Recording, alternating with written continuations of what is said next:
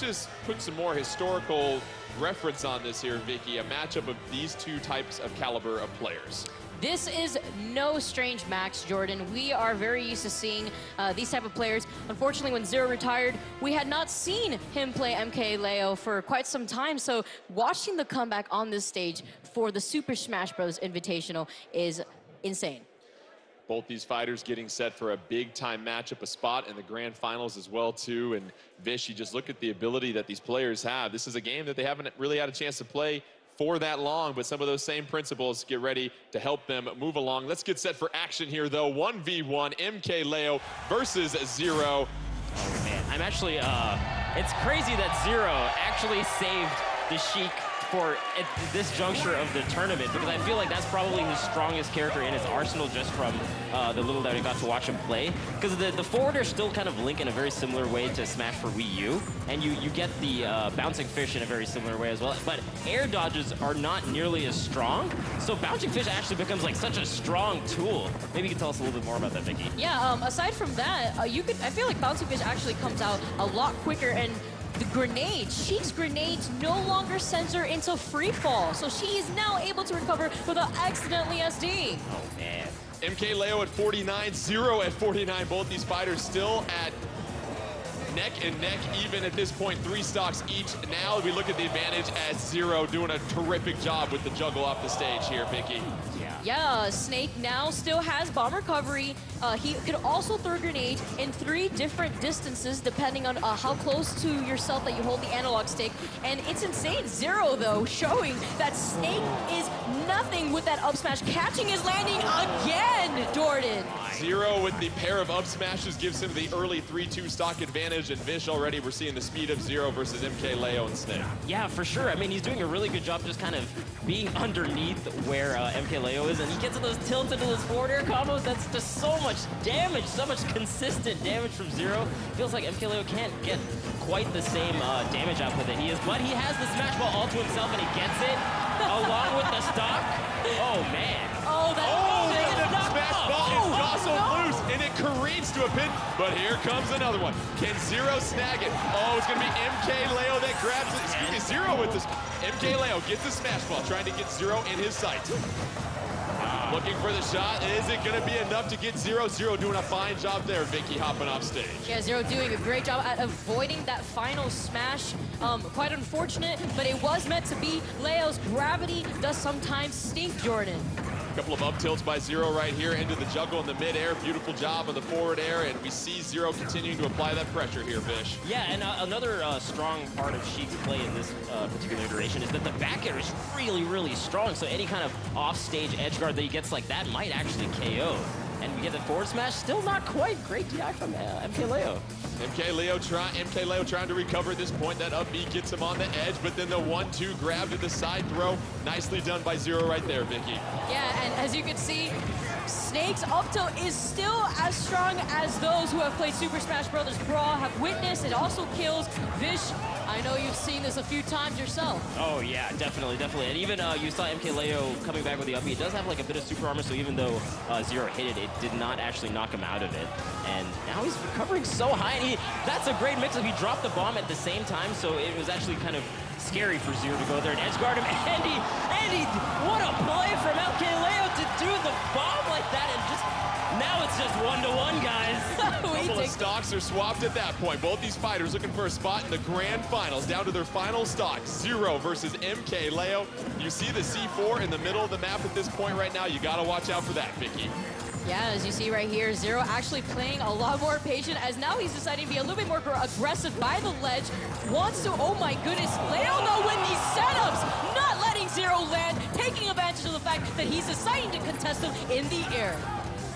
Zero trying to zone out MKLeo at this point, trying to put a little bit more distance between him and MKLeo, but you just see the consistent pressure by the projectiles, but MKLeo, Zero, with the air juggle against MKLeo. Vish, he is relentless. Oh my God, he brought this all the way back, man. That's so much percent out there, and I like the way that MKLeo is playing. He's just kind of staying back and putting mines, putting grenades, but Zero just kind of dashed in, because that's a really good play against this kind of defensive style. And he's got needles of his own. He's got some projectiles.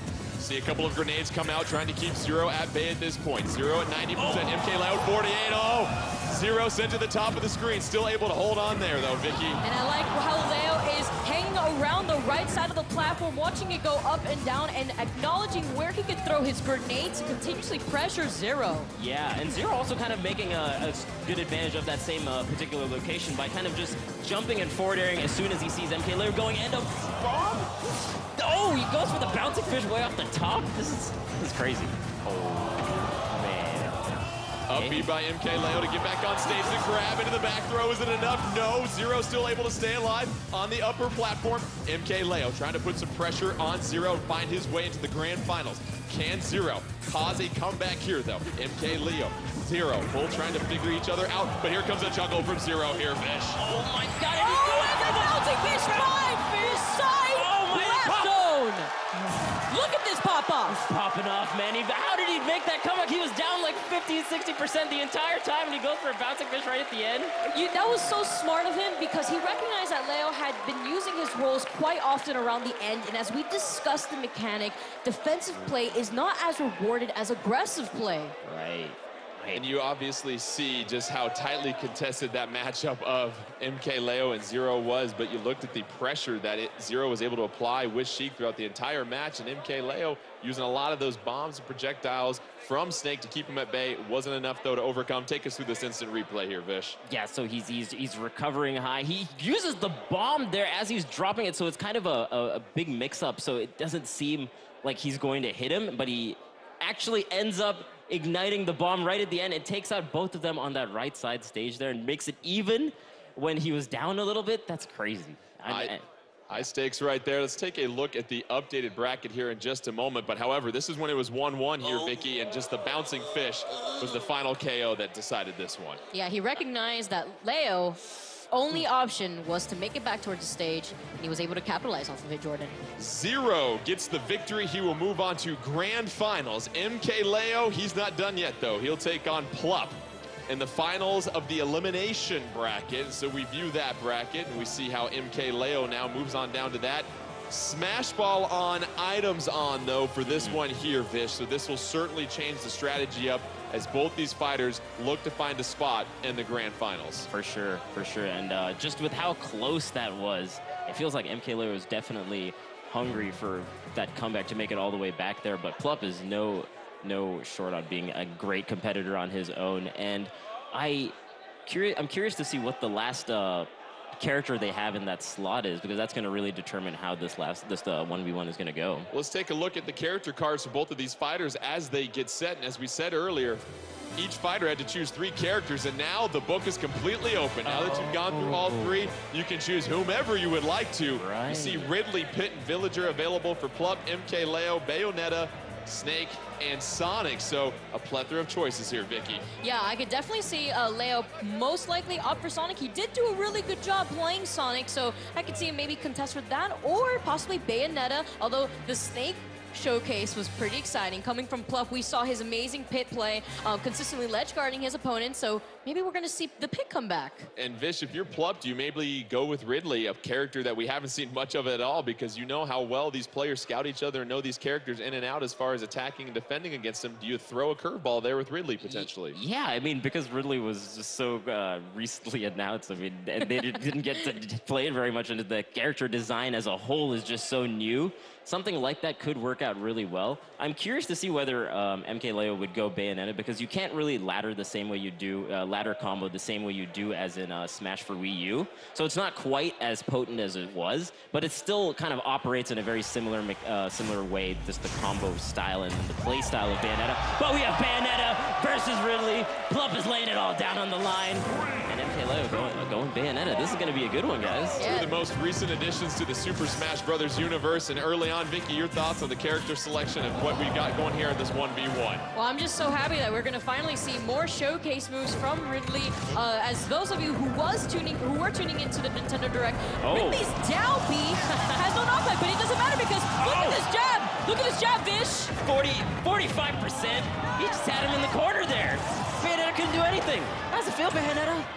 Smash ball on the stage. Bayonetta's going to go ahead and grab that. That'll make a huge difference. And look at what we got going on here, Vish. Oh my God! This is such a beautiful final smash. a bigger Ridley just destroyed Ridley? Is that what I just saw?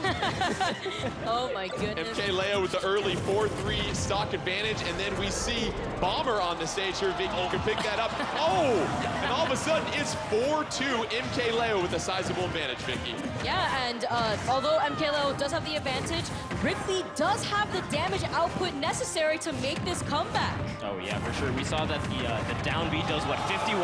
That's nuts. And what? Wait, The green Anthony green said that. wait, right. Anthony said that.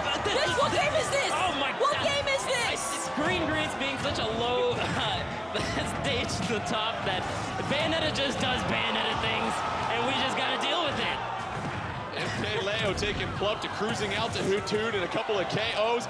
MK Leo trying to hang on, really trying to get the punish off the edge of the edge. that was so Bayonetta unable to recover. Can Plup get back on stage as quickly? Yes. He certainly does, and it's now 3-1. But you see Plup at 106 trying to edge guard against Bayonetta. It's going to be another combo and juggle off the top of the screen, and that is game. Okay. MK Leo as Bayonetta taking Plup and Ridley for a ride at the top of the screen for several KOs right there. So disregard what I said earlier. Bayonetta still got it. Bayonetta's back on the block, looking as great as ever. Looking. Well, we talked about it before. When you get no. your hands on a new character like Ridley, you don't get a lot of hours to put that practice in and understand every single nuance. And then obviously Bayonetta, every player is going to be different in each new game of the Super Smash Brothers series. And we saw MK Leo, just an absolute technician right there, Vicky. Yeah, I mean, he told me himself, he was like, I'm gonna play Bayonetta, and I'm gonna show everyone what I could do with her in the new Smash Brothers Ultimate, Jordan. Oh my God. Let's go ahead and take a look at the bracket as we get set for our grand finals here shortly. MK Leo advancing out of the elimination bracket, had a very short stay there. Didn't need to pack too big of a bag for that, which means our grand finals are set. MK Leo versus Zero. It will be a best of 3 between these two, and you have the option for a bracket reset if MK Leo is victorious. But before we get to that, let's go ahead and bring out our man, TK Breezy, to tell us what's coming up next.